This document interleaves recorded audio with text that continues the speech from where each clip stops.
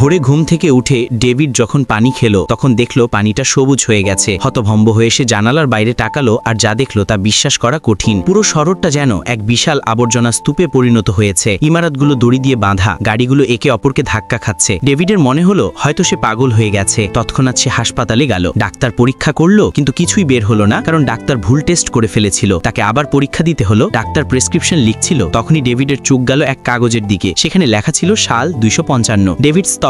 বুঝতে পারলো সে 500 বছর ভবিষ্যতে চলে এসেছে। ডেভিড দেখলো সবার হাতে একটা অদ্ভুত ট্যাটু আছে, কিন্তু তার হাতে কিছুই নেই। সাথে সাথেই পুলিশ এসে তাকে ধরে নিয়ে গেল আদালতে। বিচারক ঘোষণা করলো এই লোকটা পাগল আর সরাসরি তাকে জেলে পাঠিয়ে দিল। জেলে এক অদ্ভুত আইকিউ টেস্ট হলো। প্রশ্ন ছিল 1 আর 1 যোগ করলে কত হয়। ডেভিড হতভম্ব, এত সহজ প্রশ্ন কেন করা হচ্ছে। তখনই সে বুঝলো এই দুনিয়ার মানুষের বুদ্ধি প্রায় হারিয়ে গেছে। সময় যত এগিয়েছে মানুষ তত অলস ও নির্বোধ হয়ে পড়েছে। এখন কেবল হাতে গোনা কিছু বুদ্ধিমান মানুষই টিকে আছে। একজন বিজ্ঞানী চেষ্টা করছিল সেই বুদ্ধিমান মানুষদের বাঁচাতে। সে এক ছেলে আর এক মেয়েকে ক্যাপসুলে বন্দি করে গবেষণা শুরু করেছিল, কিন্তু ঠিক তখনই সৈন্যরা এসে গবেষণাগার ধ্বংস করে দিল। তারা বলল এই বিজ্ঞানী পাগল। ফলে বুদ্ধিমান মানুষের সংখ্যা আরো কমে গেল। শহরের চারপাশে কচলার বিশাল পাহাড় তৈরি হলো। একদিন ভূমিকম্পে সেই পাহাড় ভেঙে পড়ে আর কচরা পুরো শহর জুড়ে ছড়িয়ে গেল। ডেভিড যেই বাক্সে ছিল সেটা গড়িয়ে গিয়ে এক ছেলের ঘরে ঢুকে পড়ল। পুলিশ আবার তাকে ধরে নিয়ে গেল জেলে। ডেভিড বুদ্ধি খাটিয়ে পুলিশের কাছে বলল আমি এখনই আসছি। পুলিশ তাকে ছেড়ে দিল আর সে পালিয়ে গেল প্রেসিডেন্টের ভবনে। প্রেসিডেন্ট ঘোষণা করলেন এই ছেলেটাই বিশ্বের সবচেয়ে বুদ্ধিমান মানুষ, কারণ সে 500 বছর আগের প্রশ্নের উত্তর কয়েক মিনিটেই দিয়ে ফেলেছে। প্রেসিডেন্ট জনতার সামনে ঘোষণা করলেন এই ছেলেটাই আমাদের পৃথিবীকে আবার সবুজ করে তুলবে। এই পৃথিবীর মানুষ গত 400 বছর ধরে শুধু এনার্জি